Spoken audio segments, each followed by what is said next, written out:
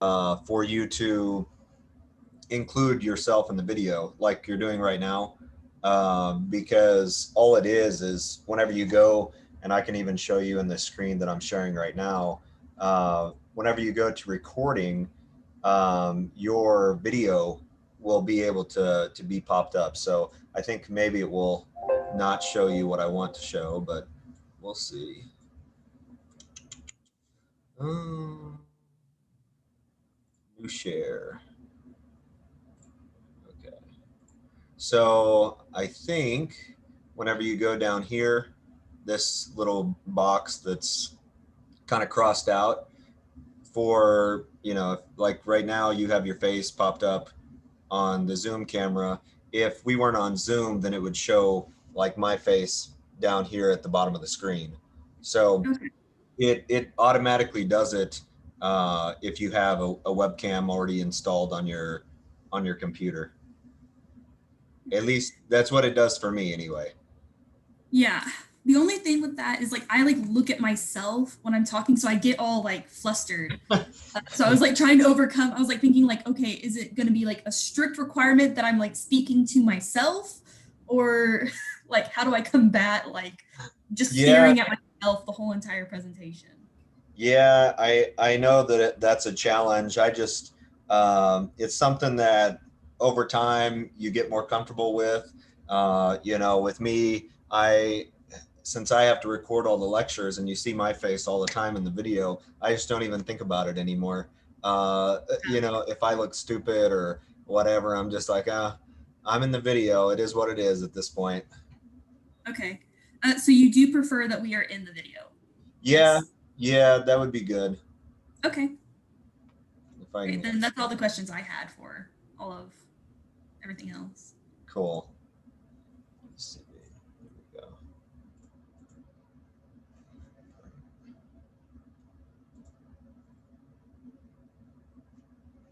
Did anyone else on the call have any questions before we get started,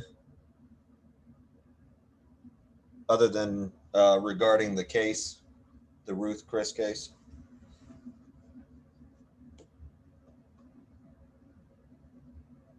And if you don't want to ask live, you can also put something in the chat and I'll look at it.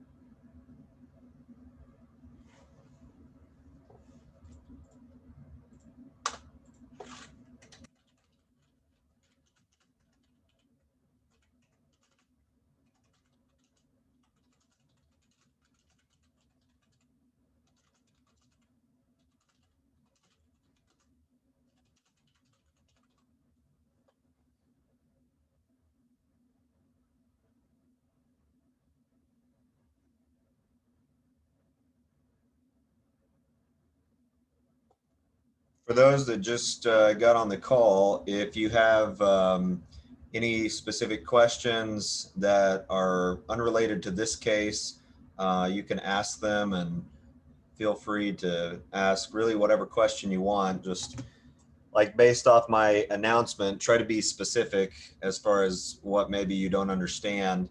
Um, because I've had some questions where it's like, well, I don't understand the whole assignment. Well, I know that you must understand a little bit of it, but what aspects of the assignment may you be kind of like confused about? So if you need some clarification, I'm happy to help.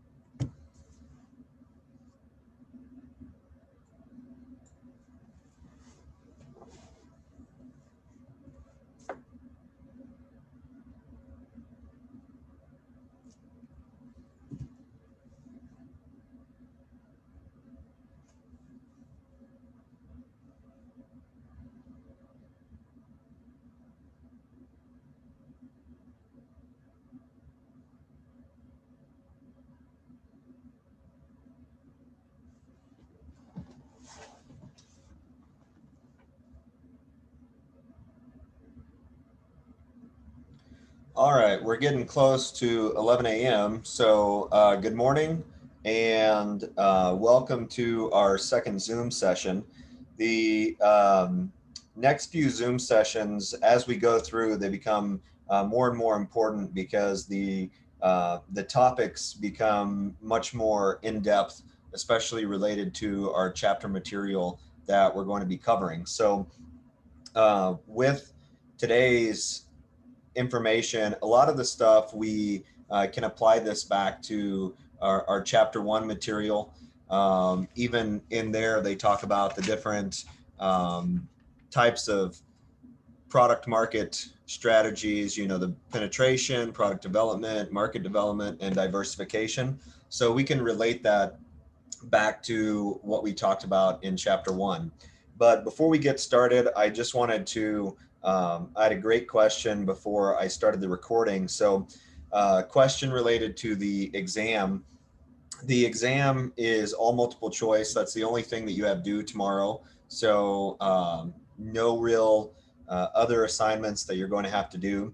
But the thing that you really need to focus on, I don't provide a review or anything like that because it's open book and open notes. So you can use whatever you want during the exam, just not use a friend.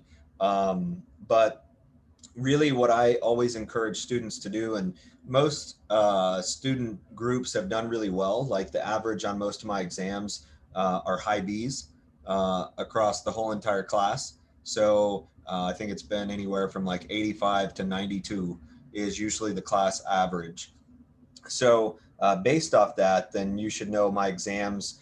As long as you follow my guidelines, like I say, know the key terms in the chapter. As long as you know the key terms in the chapter and you can apply those to different scenarios that I ask in the multiple choice questions, you should be pretty good for the exam.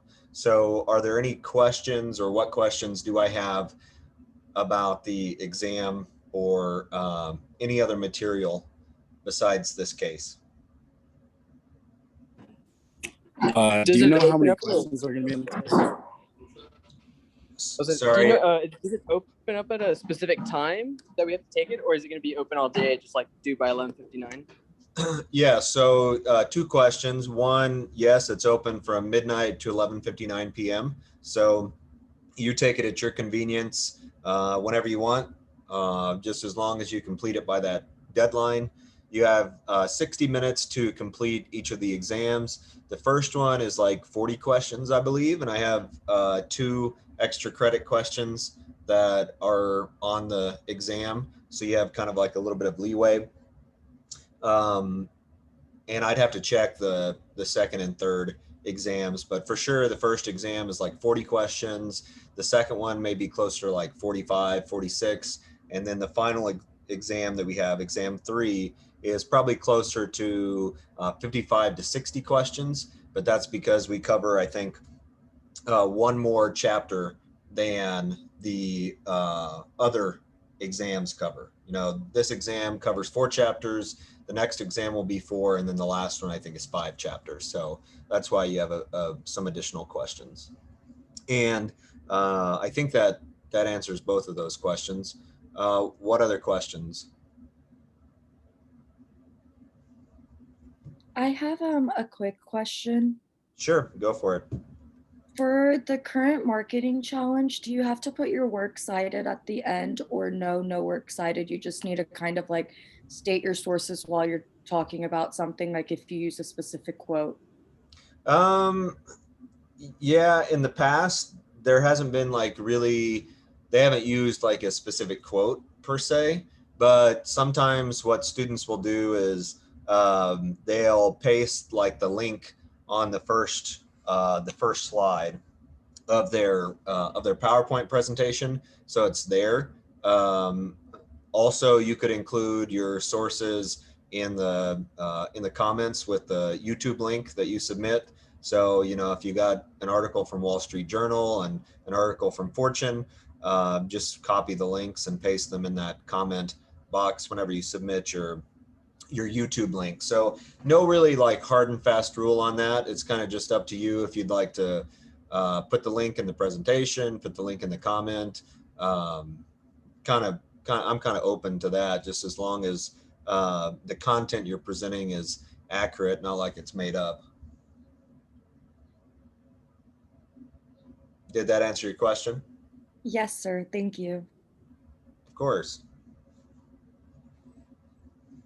What other questions do we have?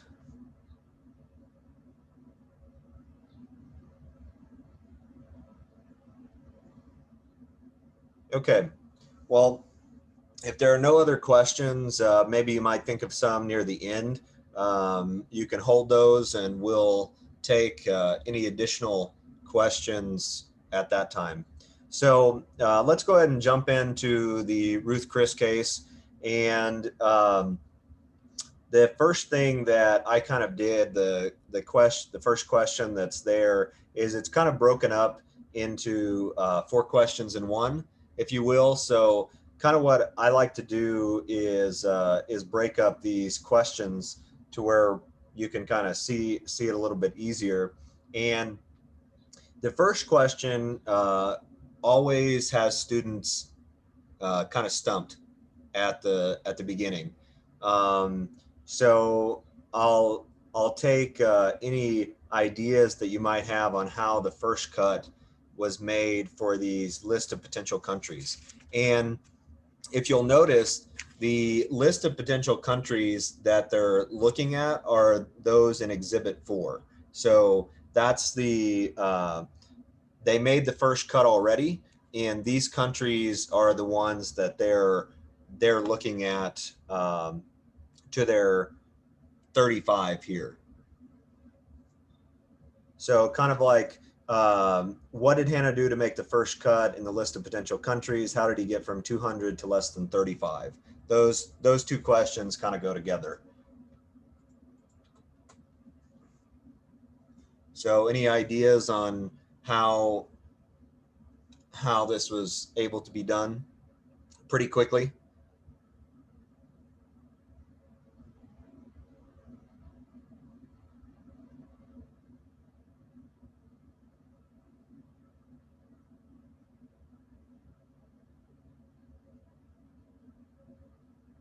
Don't all jump in at once.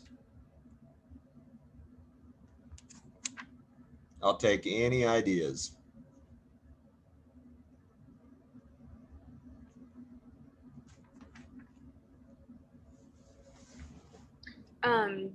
Didn't she look at like 4 different types of models and then just started like eliminating one after the other? You mean for the what type of entry strategy they were planning to use? Yes. That's how they decided how they wanted to enter the markets, not necessarily which markets they wanted to enter.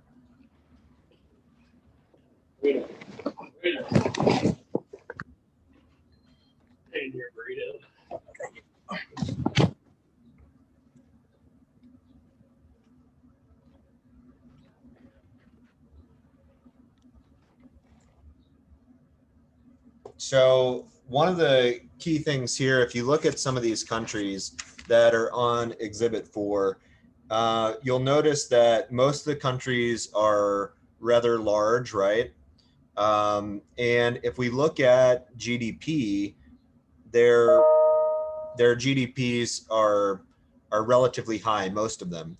But you'll notice a few, like if we look at, let's say, Vietnam, theirs is a large population, right? It's 84,402, and that's in the thousands. But their GDP is really low. So we can see that they kept countries that they had populations that were really high. But so they looked at both population and GDP.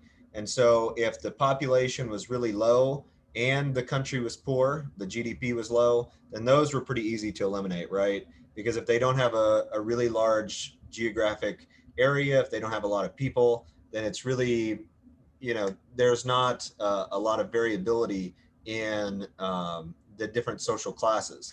Like in the text, it talks about, we look at on page 279, if you go to the bottom of that page, it talks about high disposable income.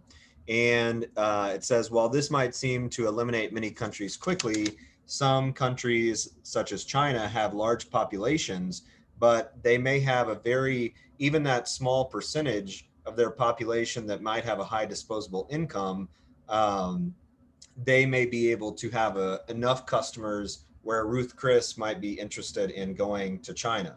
So that's the case for like Vietnam. They have a pretty big population, but even though the majority of the country is poor, there's probably a very small segment of that country that Ruth Chris could target, right? And whenever we're talking about segmentation, as was talked about in the first chapter, you're really going to be focused on a particular market and a particular demographic. So a lot of these variables that they mention, like the beef eaters, how high the population is, the affinity for US brands, some of those are ways that they can easily segment the market. And so that's kind of what they're doing, is they're segmenting these countries by these different variables. So I had mentioned a couple of those variables just a few seconds ago, but to go back to question one, how they made that cut there was, okay, they eliminated those that were very small and very poor, but they kept some that were maybe small but not poor. So an example of that would be like the Bahamas, right? You can see that their population in Exhibit 4 is 303, but their GDP is 20,000. It's about, let's see, half of what the United States is. So they kept certain countries, if they were small but not poor, if they were big and poor, and if they were big and not poor. So that's kind of like the way that you can kind of categorize this as like a 2x2 is small, poor, big, not poor, and you would be able to see that they eliminated those that were small and poor right off the bat. That's kind of like the best approach to go with that. So that's your main idea for that first part of the first question. But let's move on to the second part. Which variables seemed most important in the decision making?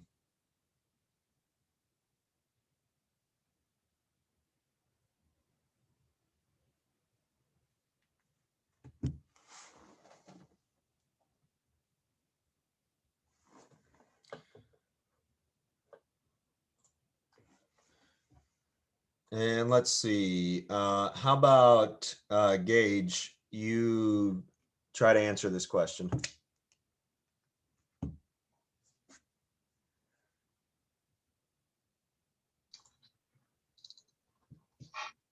I think some of the most important variables we're looking at, I think one of them might have been language barrier was what I was thinking when we were looking at countries, because that's a big one that I learned about in other classes, but I could be wrong. Okay, so yeah, so language barrier would definitely be difficult for any of the, like a US brand to go to any foreign country. Language barrier would definitely be a difficulty, but maybe not so much of like, okay, we're not going to go here because it's going to be difficult for us to communicate. What from the case would you say would be like a variable that they use to make their decision?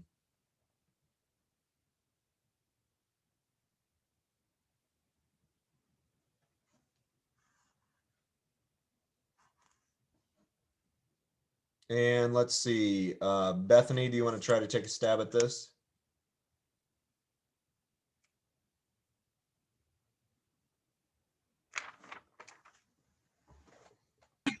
I'm sorry, I haven't read the case yet. I have work till 5 o'clock every day, so I haven't been able to do that just yet.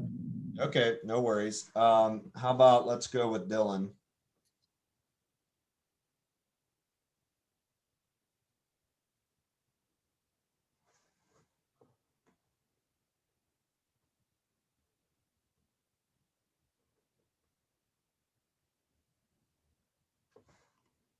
I'm not Dylan, but is it like the section where it says like beef eaters legal to import US beef?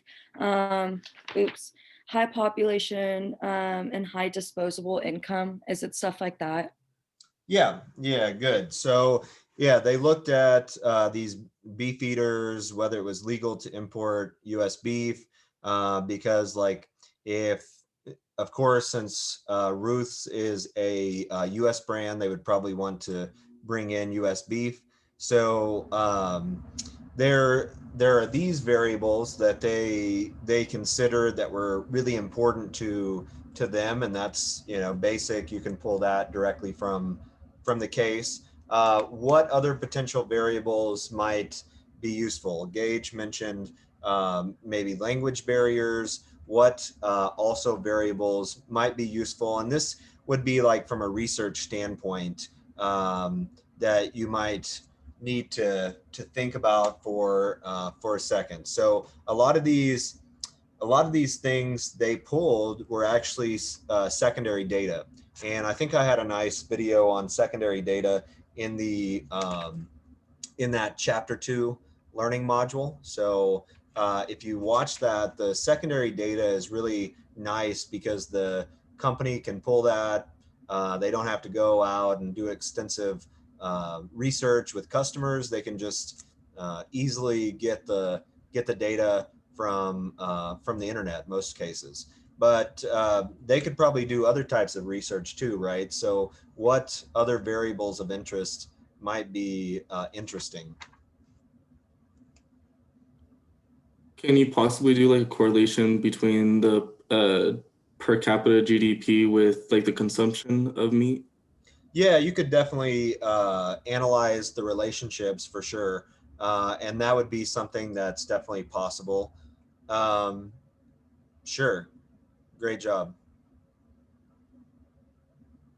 Any other potential variables that may not be mentioned in the case that might be interesting for Ruth's to understand?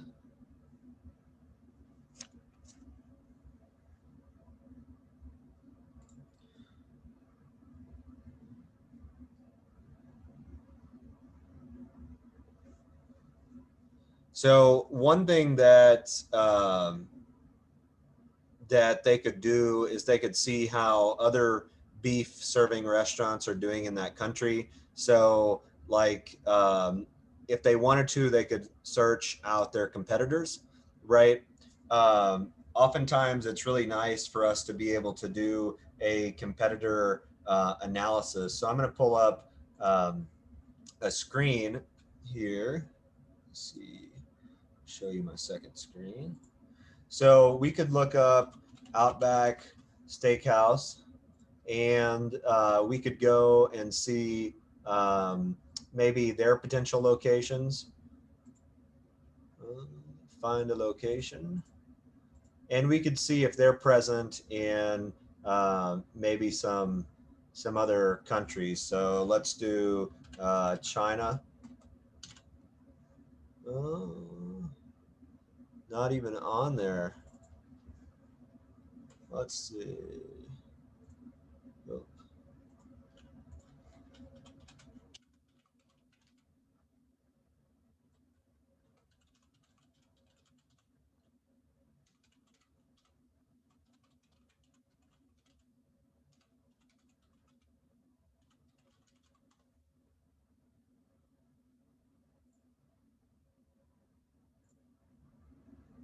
Oh, not going to show us.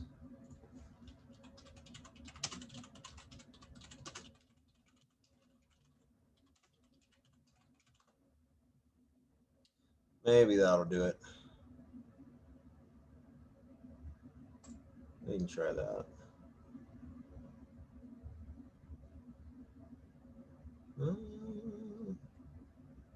Well,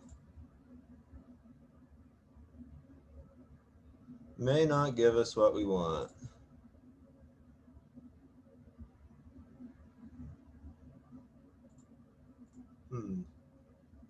Well, what you can do is we might be able to look up other steak or beef restaurants like McDonald's, international locations, and be able to see some of those. Like, even though McDonald's really isn't a main competitor, they obviously serve a lot of beef with their burgers. And so, like, Japan is a big one, China's a big one, and Germany is the big one. So they obviously have a lot of beef eaters in those countries. So that may be a way for us to kind of see what other beef serving restaurants might be out there. We could also potentially think of other variables that might be of interest. Yeah, income would be a good one, and then also any type of primary research that we could do with these countries. If they dwindle this down to a specific set, then they could go and collect primary research. So what questions do I have about the first question? I think we went over quite a bit of information for that first question, but I can take any questions for that right now. Can I actually just add a variable real quick? Sure, go for it. Could it be like religions and lifestyles, like people that are vegan and stuff like that? If a Yeah. country like maybe India might be dominant or against eating those sort of foods. Right. Yeah. Good. Good. Very good. Yeah, definitely. So obviously, there's parts of Indian culture that and religion that they're not going to consume beef. There are, I would say, in India though, there are certain population areas that are more of one religion versus another, and so with India being such a large population, it might be similar to the case where, like with these countries that are large but poor, you might have a very small segment that might be willing to eat at one of those steak restaurants. So I think that's a great way that you could include an additional variable that might be interesting to kind of assess and look at. So good job. Any other comments, suggestions? I just had a question.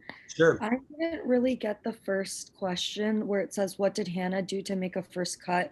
The notes that I think I have for it is like segment countries by variables like GDP and stuff like that, but I feel like that's more for the second question, right?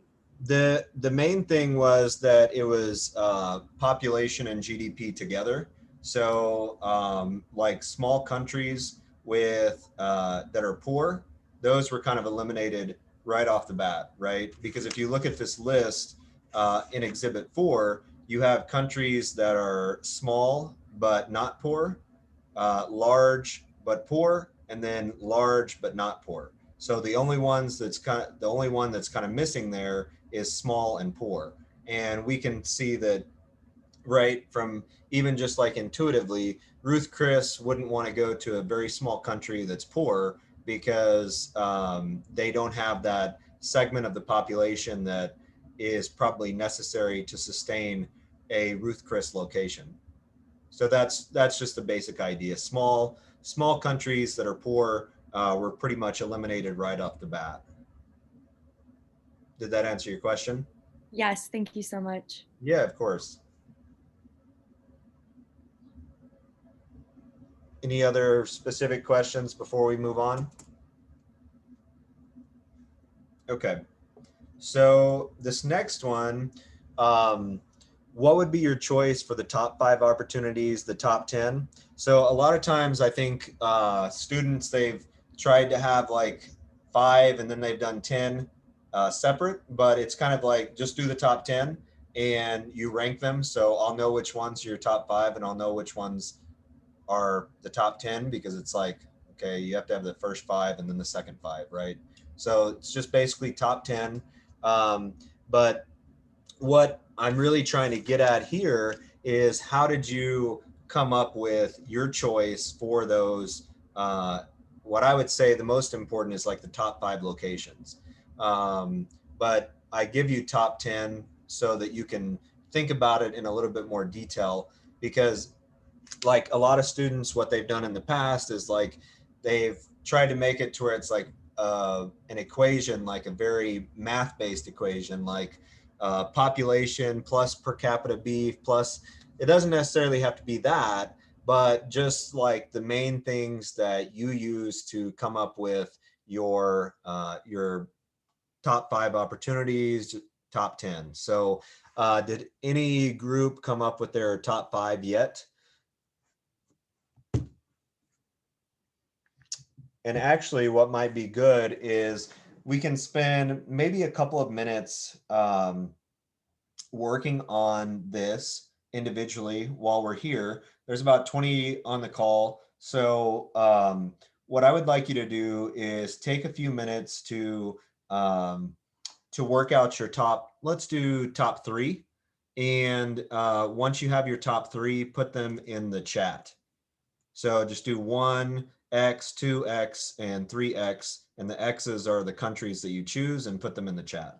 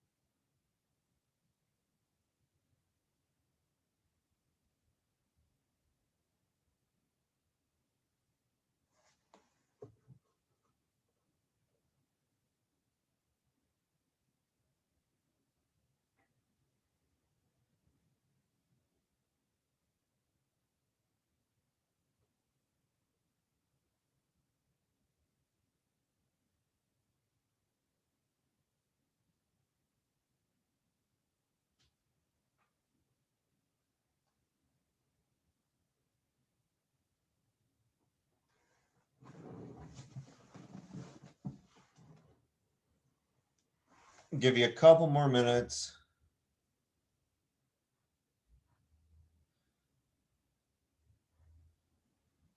And as soon as you pick yours, just go ahead and put them in the chat. That way we can kind of see what the differences are.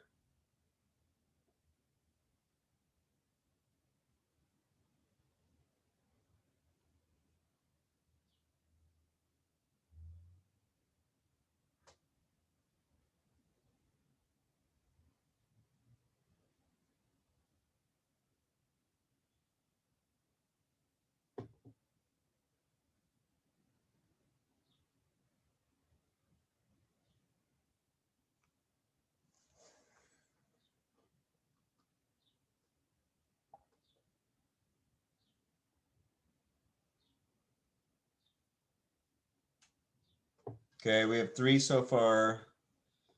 Let's have a few more. Put theirs in the chat, and we can discuss it.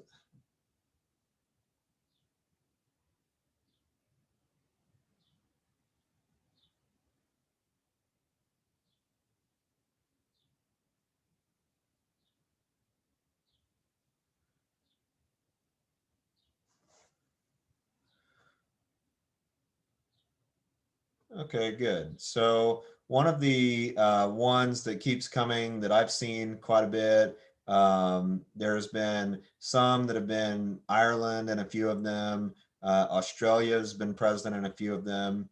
But why do you think that we're getting different results? You know, we all have the same data, right, that we're using here. We're using the exhibit 4 and using the data in the case. So why do you think we might be getting some different results, that variability? Any thoughts?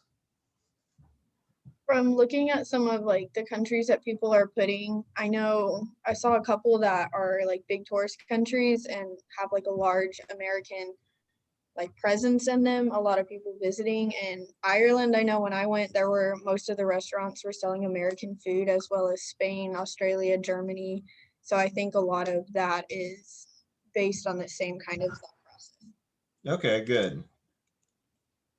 So definitely, that's a great observation, and I think that's if that's something that your group is kind of considering as part of the equation, definitely include that aspect in there because it's super important on your thought process on how you're coming up with these locations that you choose, right? Because they have the manager, whoever's deciding, okay, let's choose between these few locations. They have their own thought process and their own kind of variables that they're considering. So how you come up with your choices is very dependent on these things, and as you mentioned, even variables that you think are important to yourself. So great observation.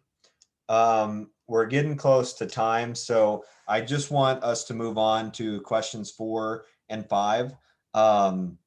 With this, so it says Hannah was focused on franchising as his mode of entry. Would the variables change much if a different mode of entry was chosen?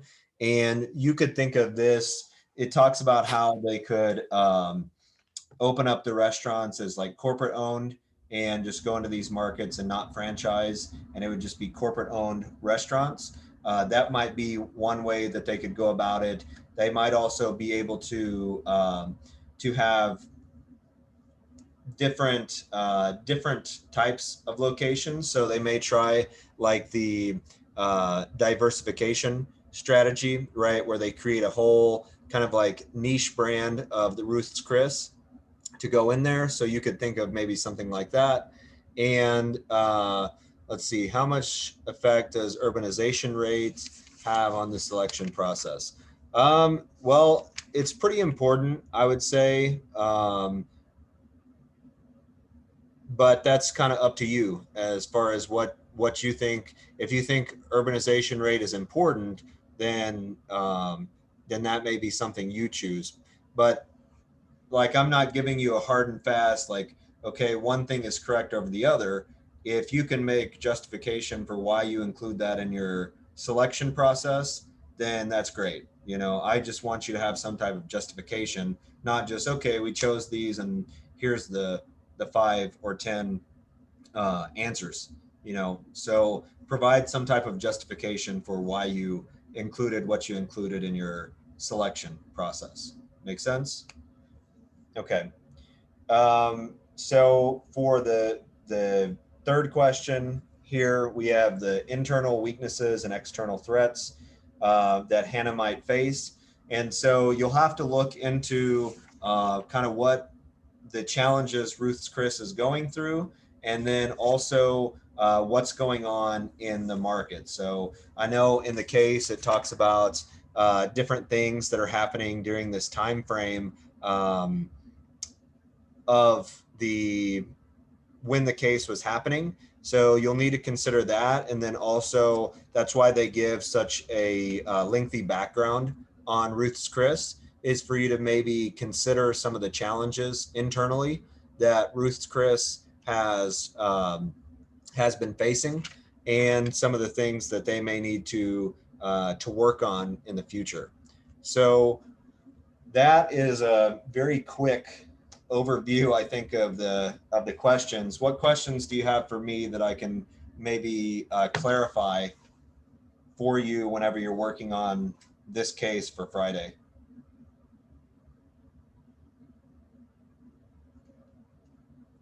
Everything makes sense? Okay.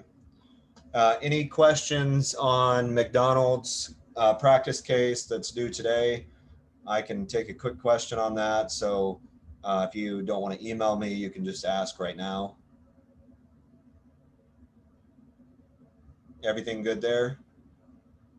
Okay. Any other housekeeping type questions? So I had a question. Each member has to turn it in, or one for the team. So just one person needs to submit the case. Whoever that is, it doesn't matter. But like the other assignments, it's unlimited attempts. So, if maybe you made a mistake and you realize it after you submitted, pretty easy. I grade the last submitted attempt. So you have until 11:59. If you notice you made a error, or the team member may have submitted the wrong thing. That's happened before. Then you can go back and any team member can resubmit the case. So, or any of the other written assignments that I have.